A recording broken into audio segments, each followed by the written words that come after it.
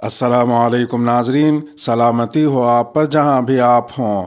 Calendar پر آج تاریخ ہے 17 شعبان المعظم، انگریزی تاریخ 21 مارچ ہے۔ اپنے میزبان راہی حجازی سے عالمی خبریں سنیے۔ امریکہ کا روہنگیا مسلمانوں پر مظالم کو نسل کشی قرار دینے کا فیصلہ۔ ایک امریکی عہدیدار نے اتوار کو بتایا ہے کہ امریکہ نے میانمار میں فوج کی جانب سے روہنگیا اقلیت کے خلاف تشدد کو نسل کشی اور انسانیت کے خلاف جرائم کے مترادف قرار دینے کا فیصلہ کیا ہے۔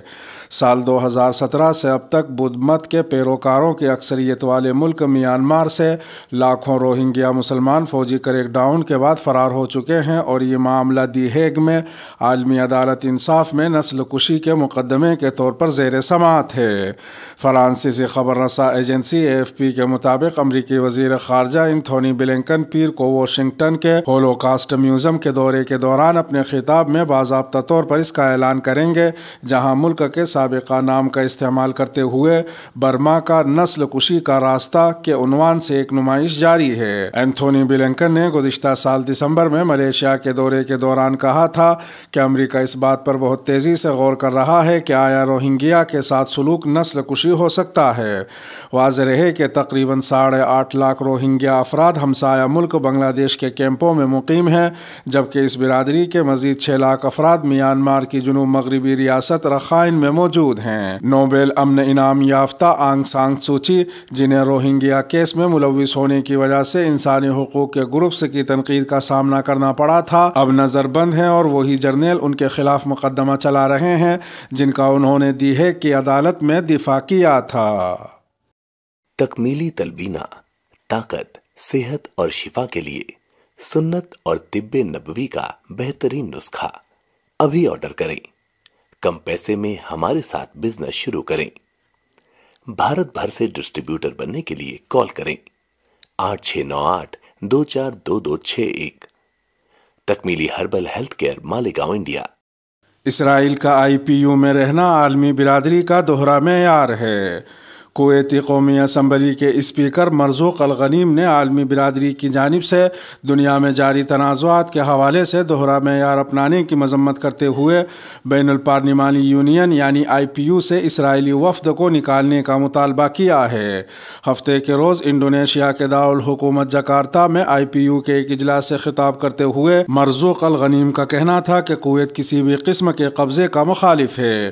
ان کا سوال تھا کہ روسی وفد کو IPU سے نکالنے کا مطالبہ کیا جا سکتا ہے، جس کی جنگ چند دن یا چند ہفتے پہلے شروع ہوئی تھی، جبکہ اسرائیلی مندوبین کو بے دخل نہیں کیا جا سکتا جن کی حکومت 60 سال سے زیادہ عرصے سے فلسطین پر قابض ہے۔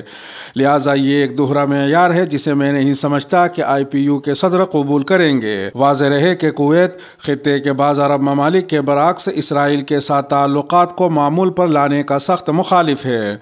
گزشتہ سال مئی میں کویت کی قومی اسمبلی نے متفقہ طور پر ایسے بلوں کی منظوری دی تھی جو تل ابیب حکومت کے ساتھ کسی بھی معاہدے یا تعلقات کو معمول پر لانے کو غیر قانونی قرار دیتے ہیں۔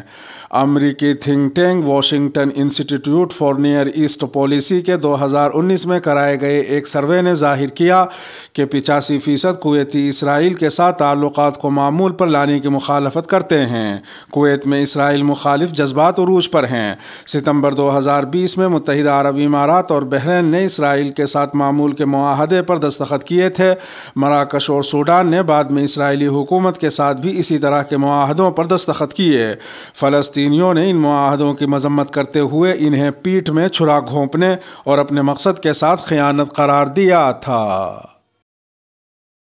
طالبان نے داعش پر جنرل میکنزی کے ریمارکس کو مسترد کر دیا۔ امریکی سینٹرل کمانڈ کے کمانڈر جنرل کیت میکنزی نے صحافیوں سے گفتگو کرتے ہوئے افغانستان میں داعش کی موجودگی اور سرگرمیوں کے حوالے سے خدشات کا اظہار کیا۔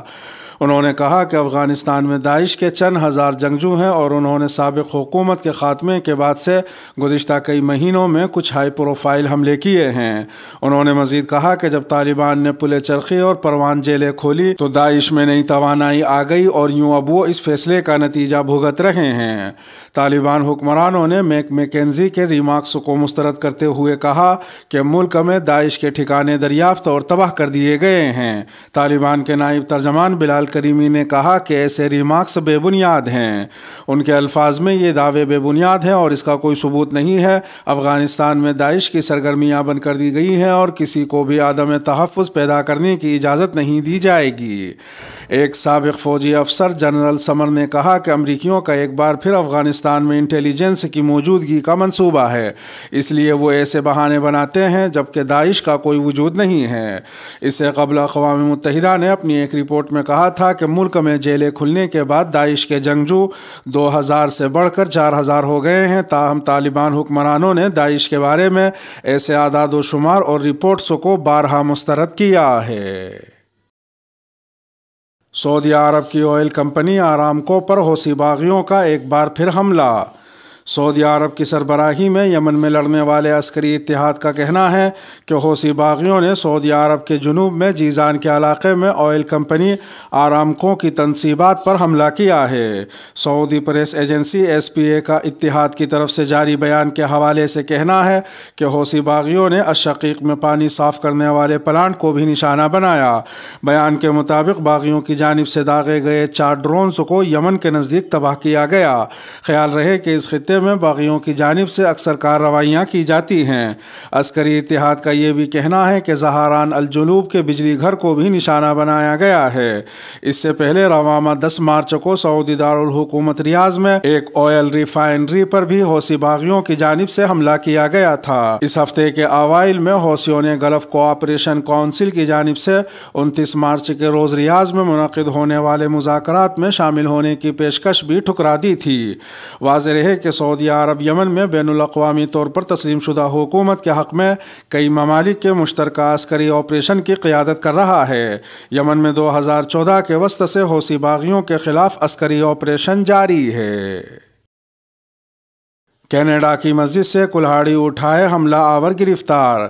کینیڈین پولیس کا کہنا ہے کہ ایک مسجد میں موجود نمازیوں نے اس مبینہ حملہ آور کو دھر لیا جس نے نماز فجر کے دوران ان پر کلہاڑی اور بیئر اسپرے یعنی وہ اسپرے جو ریچھ کو بھگانے کے لیے استعمال کیا جاتا ہے اس سے حملے کی کوشش کی۔ مقامی ذرائع ابلاغ کے مطابق ایک عبادت گزار نے اس حملہ آور کے ہاتھ سے کلہاڑی گرائی اور پولیس کی آمد تک اسے روک کر رکھا۔ میسیسیگا شہر کے نواحی علاقے سے اس 24 سالہ شخص کو گرفتار کر کے اس پر فرد جرم عائد کر دی گئی ہے۔ واقعے کے مقام پر موجود ایک شخص نورانی سیر علی کا کہنا تھا کہ یہ خوفناک تجربہ تھا۔